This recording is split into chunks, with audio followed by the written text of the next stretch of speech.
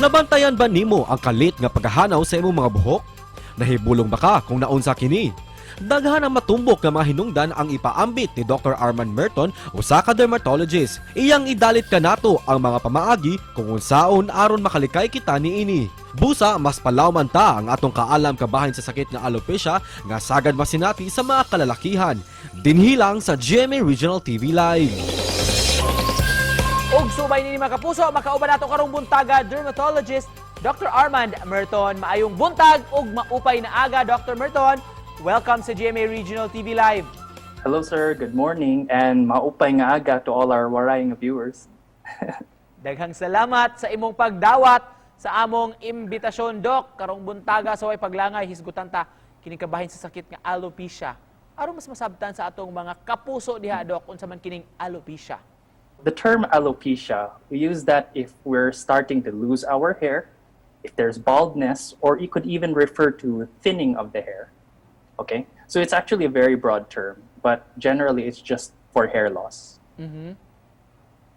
Relate, Doc. Unsay matumbok na tong rason, Doc? Unsa may hinungdan niini nganong usa ka tawo magka-alopecia? Okay, so alopecia, it has many causes. Okay, so when we say hair loss, it could be hormonal changes. It could be changes if we are sick or if there's any stress on our body, or sometimes it could be nutritional deficiency. Okay. Then lastly, it could also be because as we get older, it's part of the natural aging. Doc, unsa ang pinaka-common nga rason?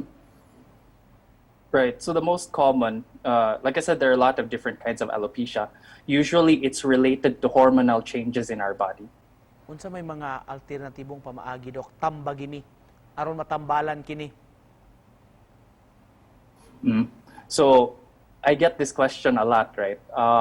What are the other alternatives aside from the medications, right?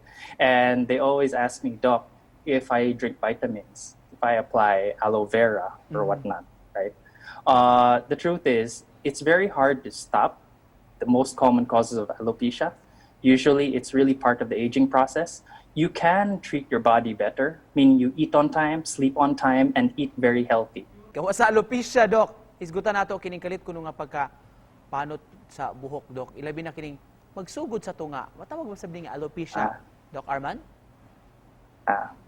Yes. So, kanang magsugod ang hair loss, especially sa tunga, sa atong ulo.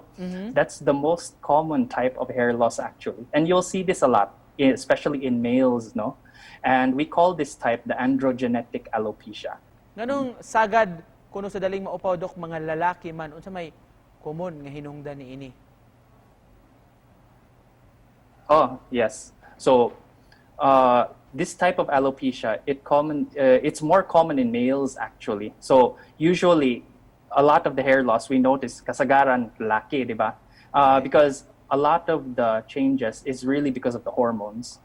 And specifically, sorry, I'll use medical terms. We have more dihydrotestosterone, right? So, it affects our hair follicles more than the females. Doc, this time hisgutan nato sakit sa panit, labi na karong panahon sa ting-init, mga bungag singot ug unsa pa, Doc? Unsa man to paglikay niini? Unsa sab ang tambal? Okay. So bungang singot, no? That's very common, especially here in Cebu or in the Philippines because it's very hot, right?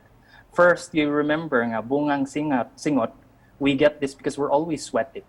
Diba? Our skin is always moist, and sometimes we don't change our t-shirt right away. So mag-rashes yun ta, diba? Especially for children, it's very common. So one way to prevent this, of course, you stay in a cool, dry area. Unsay message nimo, Doc? Just to close this, sa ato mga igsunan nga nagtan-aw karon. First, I just want to say thank you for allowing me to join this interview, no? And yes, there are so many concerns about the skin, no? And of course, if you do have any problems, no, you could always consult your dermatologist about this.